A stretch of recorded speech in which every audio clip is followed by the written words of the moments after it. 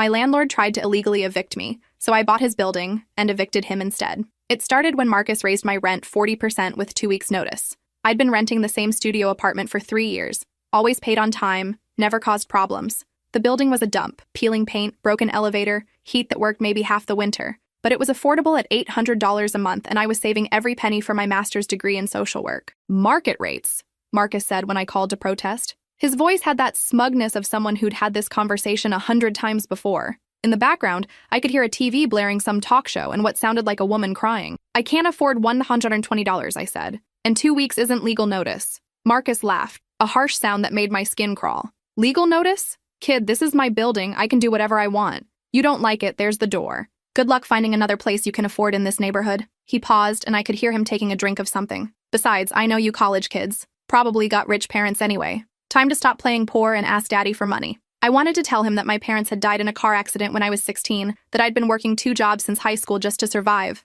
Instead, I hung up and started researching. I researched tenant laws all night, printing statutes and highlighting violations. Rent increases required 30 days notice and couldn't exceed 25% annually in our city. Late fees couldn't exceed 5% of monthly rent. Landlords couldn't enter units without 24-hour notice except for emergencies. What Marcus was doing violated at least 6 different housing codes. At 8 a.m., I knocked on his penthouse door, the only unit he'd actually maintained. Through the doorway, I could see granite countertops and hardwood floors that gleamed. His coffee mug said, "World's Best Landlord" in Comic Sans font. Behind him, a woman in a silk robe was cooking eggs on a stainless steel stove. He barely glanced at my legal documents. "Sue me," he laughed. "You think some broke college kid can afford a lawyer? I've been doing this for 20 years. Half my tenants don't even speak English well enough to fight back." He leaned against his doorframe, sizing me up like a predator evaluating prey. The woman behind him stopped cooking and watched our conversation with interest. "Besides, maybe try the suburbs. I hear there's a lovely trailer park about an hour away. More your speed." The woman, his wife, I assumed, giggled at this. She had the kind of laugh that suggested she'd never worried about rent in her life. That's when I realized this wasn't just about me. I started talking to other tenants that same day. Mrs. Chen, an elderly woman on the 2nd floor, showed me notices demanding she pay $800 in cleaning fees or face eviction. Her English was limited, but her fear was universal. She'd been living there for 8 years, never missed a payment. "He says my apartment dirty," she explained, showing me photos she'd taken. "But I clean every day." I show him. "Is clean." He says no, must pay or leave. The photos showed an immaculate apartment. Mrs. Chen had covered every surface with protective plastic, the way my grandmother used to do. The Ramirez family had been charged $200 for excessive utilities when their toddler got sick and they ran a humidifier for 2 weeks. They couldn't afford the fee, so Marcus had filed eviction papers. "He says we use too much electricity," Maria Ramirez explained, bouncing her feverish daughter Sophia. "But the baby, she needs the machine to breathe properly. Doctor says so." She showed me their utility bills. The increase was $23 for the month. I knocked on every door in the building. 24 units, 18 different horror stories. Marcus was systematically targeting vulnerable tenants, gambling they wouldn't know their rights or couldn't afford to fight back. The Johnsons in 3A had been charged $600 for noise violations because their newborn cried at night. The Ahmed family faced eviction for unauthorized guests when their elderly father visited for a week. College students were charged party fees for having friends over to study. The pattern was always the same: impossible demands, illegal fees, threats made to tenants who barely understood their rights. Anyone who pushed back got evicted for lease violations that didn't exist. I started keeping a detailed log. Every conversation, every bogus charge, every tenant too scared to fight back. I took photos of the crumbling hallways, the broken mailboxes, the elevator that hadn't worked in 6 months, the mold growing around the windows that Marcus refused to address. The city housing department had fined him $15,000 last year for code violations. He'd paid the minimum and changed nothing. I discovered Marcus owned 4 other buildings in the neighborhood, all run the same way. His total property value was over $3 million, but he spent nothing on maintenance and everything on intimidation. The breaking point came on a Tuesday morning when I saw Marcus screaming at Mrs. Chen in the hallway, demanding she sign papers she couldn't read. "Just sign here, Grandma," he said, shoving a pen at her shaking hands.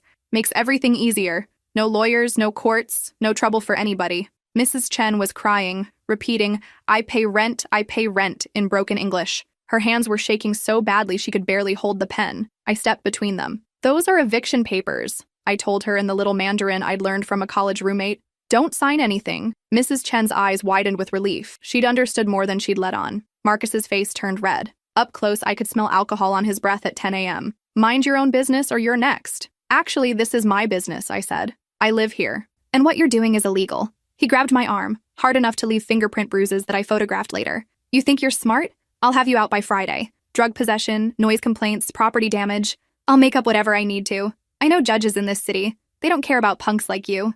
That night, I called my grandfather. Pop had been a contractor for 40 years before retiring wealthy. He'd built half the subdivisions in our county, invested wisely in real estate, and most importantly, taught me how predators operate in business. How much would it cost to buy Marcus's building? I asked. Pop was quiet for a long moment. In the background, I could hear him clicking around on his computer, probably pulling up property records. Why? He asked finally. I explained everything. The illegal evictions, the fake charges, how Marcus targeted people who couldn't fight back, how he'd threatened to frame me for drug possession, and bragged about having judges in his pocket. Send me the property records, Pop said. And that log you've been keeping. Let's see what we're working with. 2 days later, Pop called back with information that changed everything. Building's worth about $800,000, but Marcus owes $650,000 on the mortgage. He's been missing payments for 3 months. Bank's getting ready to foreclose. He paused, and I could hear papers shuffling. Here's the interesting part. He took out a second mortgage last year to buy a vacation home in Florida. Used the building as collateral. He's leveraged to the hilt and hemorrhaging money. So he's desperate,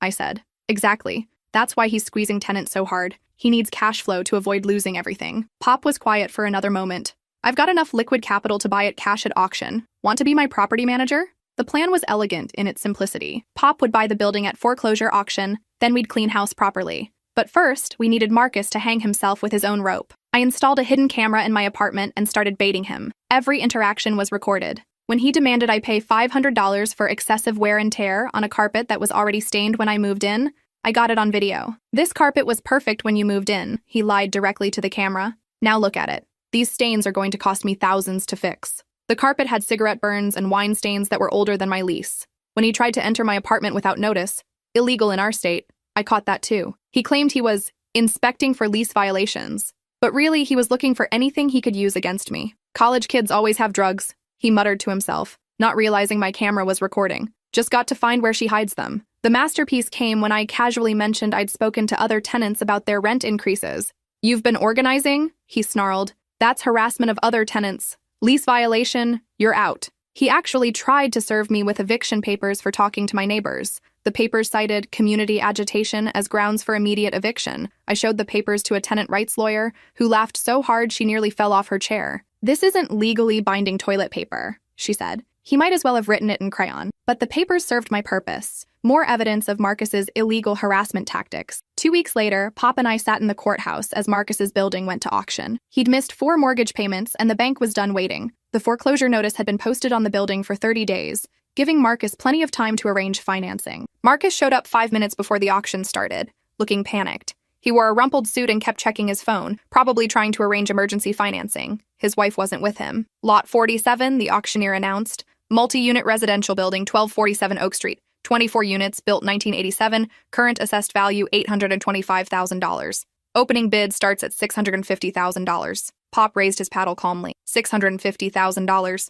Marcus shot up from his seat like he'd been electrocuted. $655,000. His voice cracked on the numbers. Other bidders looked at him with mixture of pity and annoyance. Pop didn't even hesitate. $700,000. I watched Marcus's face go white. He whispered frantically into his phone, then looked up with desperate eyes. $705,000. The auctioneer looked around the room. Most foreclosure auctions had limited bidding. Banks just wanted to recoup their losses. $750,000, Pop said calmly, as if he was ordering coffee. That was it. Marcus slumped back in his chair, defeated. He didn't have another $750,000. Neither did anyone else in that room willing to bid on a building that needed significant repairs. Going once, going twice, Marcus made one last desperate attempt, standing up and shouting, "Wait!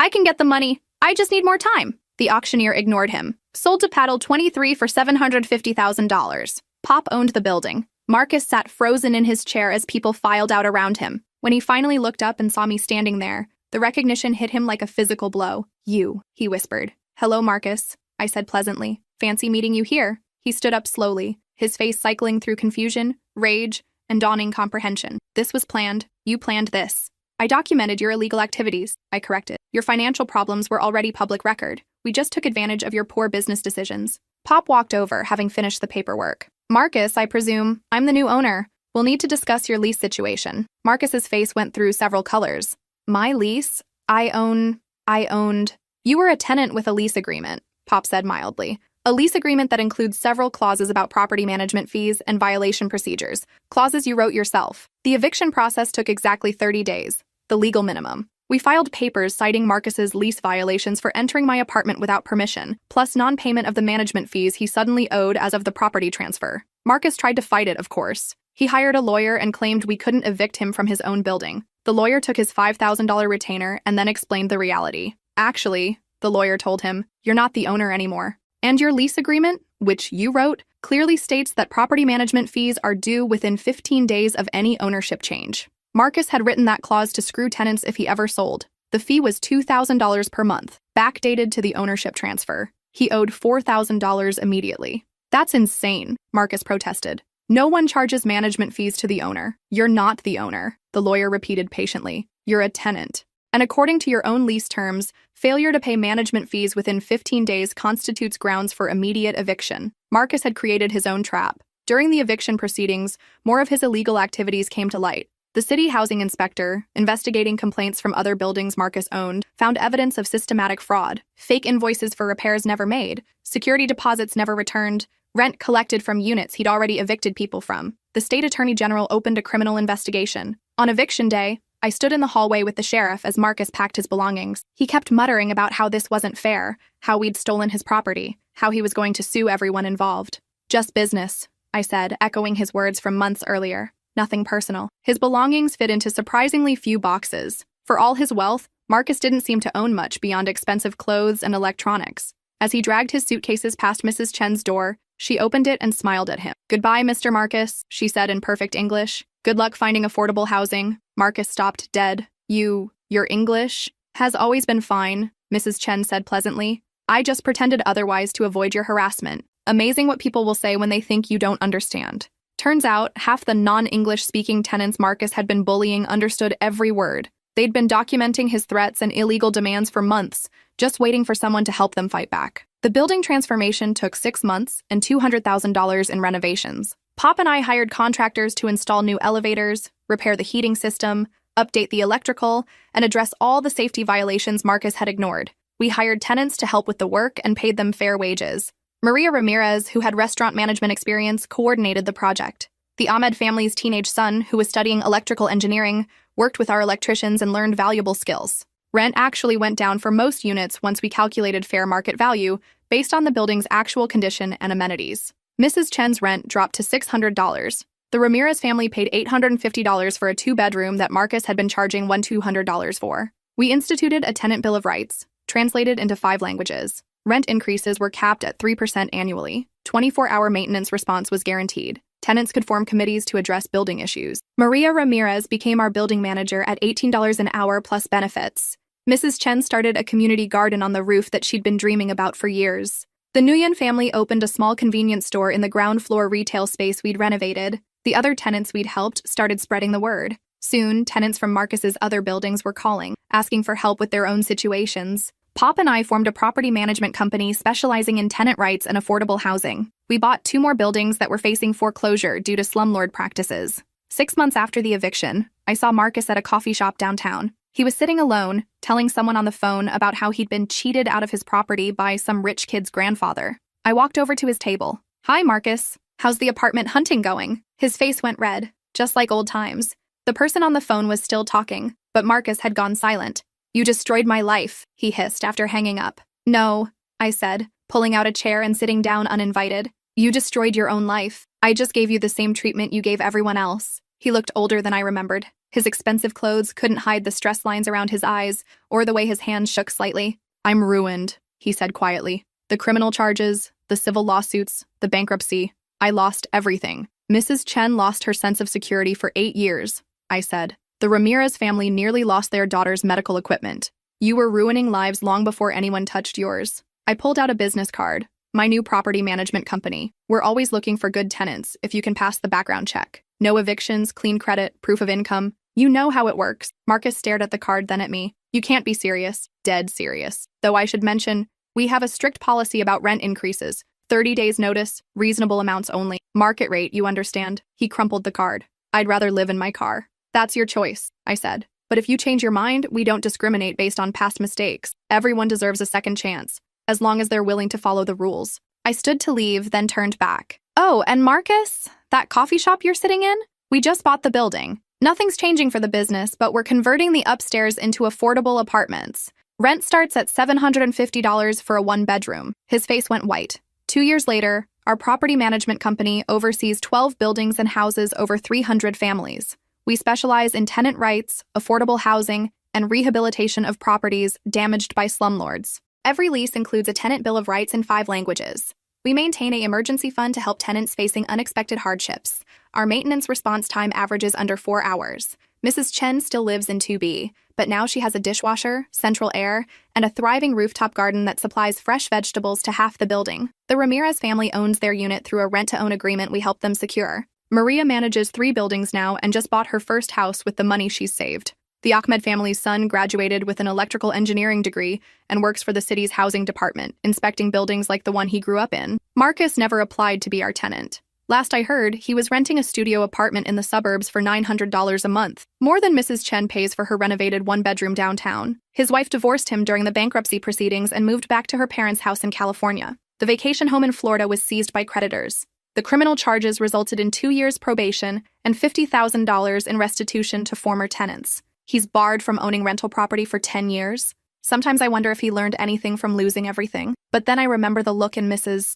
Chen's eyes when she thought she was going to be homeless, or Sofia Ramirez struggling to breathe while her parents chose between her medical equipment and rent money. Some people create suffering because they can. Others create solutions because they must. The building at 1247 Oak Street is full now, with a waiting list 3 months long. The hallways smell like Mrs. Chen's cooking, and the laughter of children who feel safe in their homes. Sometimes the best revenge isn't getting even. It's building something better from the ashes of what someone else burned down, and making sure the people who were hurt get to help light the way forward. The last time I walked through those renovated hallways, I found a note Mrs. Chen had slipped under my office door. It was written in her careful handwriting, "Thank you for teaching old woman that sometimes the young ones fight back." But she had it backwards. She and the other tenants had taught me that sometimes fighting back isn't about anger. It's about refusing to let cruelty be the only voice in the room. Marcus had been wrong about a lot of things, but especially this. The people he thought were powerless had just been waiting for someone to remind them how strong they really were.